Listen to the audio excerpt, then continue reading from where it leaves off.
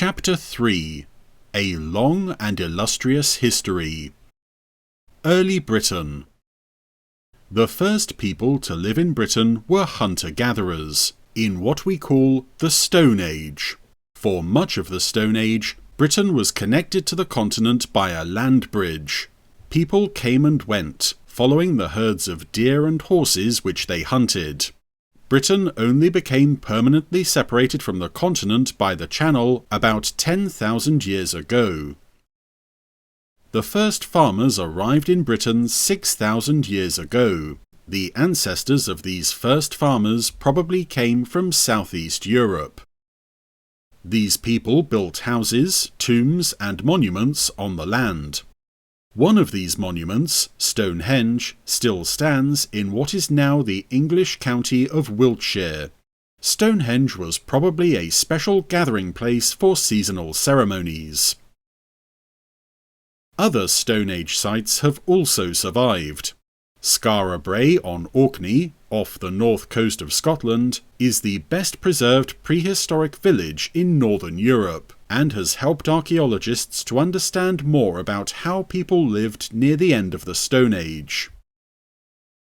Around 4,000 years ago, people learned to make bronze. We call this period the Bronze Age. People lived in roundhouses and buried their dead in tombs called round barrows. The people of the Bronze Age were accomplished metalworkers who made many beautiful objects in bronze and gold, including tools, ornaments, and weapons. The Bronze Age was followed by the Iron Age, when people learned how to make weapons and tools out of iron. People still lived in roundhouses grouped together in larger settlements, and sometimes defended sites called hill forts. A very impressive hill fort can still be seen today at Maiden Castle, in the English county of Dorset. Most people were farmers, craft workers, or warriors. The language they spoke was part of the Celtic language family.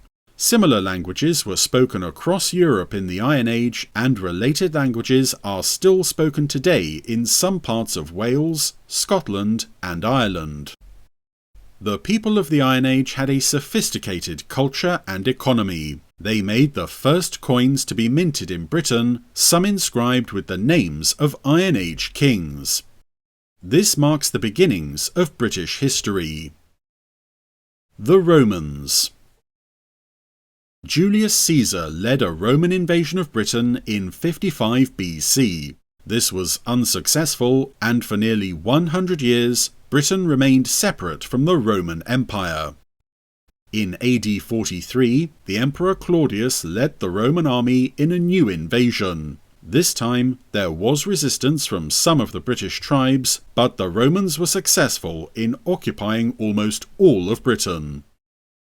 One of the tribal leaders who fought against the Romans was Boudicca, the Queen of the Iceni in what is now eastern England. She is still remembered today, and there is a statue of her on Westminster Bridge in London near the Houses of Parliament.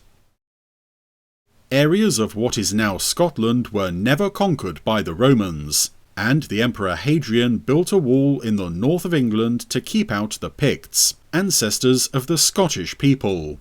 Included in the wall were a number of forts. Part of Hadrian's wall, including the forts of Housesteads and Vindolanda, can still be seen. It is a popular area for walkers and is a UNESCO, United Nations Educational, Scientific and Cultural Organization, World Heritage Site. The Romans remained in Britain for 400 years. They built roads and public buildings, created a structure of law, and introduced new plants and animals. It was during the 3rd and 4th centuries AD that the first Christian communities began to appear in Britain. The Anglo-Saxons.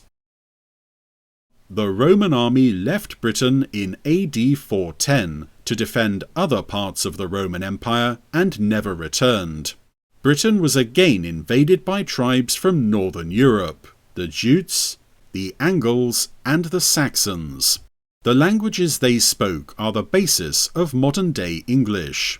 Battles were fought against these invaders, but by about AD 600, Anglo-Saxon kingdoms were established in Britain. These kingdoms were mainly in what is now England. The burial place of one of the kings was at Sutton Hoo in modern Suffolk. This king was buried with treasure and armour, all placed in a ship which was then covered by a mound of earth. Parts of the west of Britain, including much of what is now Wales, and Scotland, remained free of Anglo-Saxon rule. The Anglo-Saxons were not Christians when they first came to Britain, but during this period, missionaries came to Britain to preach about Christianity. Missionaries from Ireland spread the religion in the north. The most famous of these were St. Patrick, who would become the patron saint of Ireland, and St. Columba, who founded a monastery on the island of Iona, off the coast of what is now Scotland. St. Augustine led missionaries from Rome, who spread Christianity in the south. St. Augustine became the first Archbishop of Canterbury. The Vikings. The Vikings came from Denmark and Norway. They first visited Britain in AD 789 to raid coastal towns and take away goods and slaves. Then they began to stay and form their own communities in the east of England and Scotland. The Anglo-Saxon kingdoms in England united under King Alfred the Great, who defeated the Vikings. Many of the Viking invaders stayed in Britain, especially in the east and north of England in an area known as the Danelaw. Many place names there, such as Grimsby and Scunthorpe, come from the Viking languages.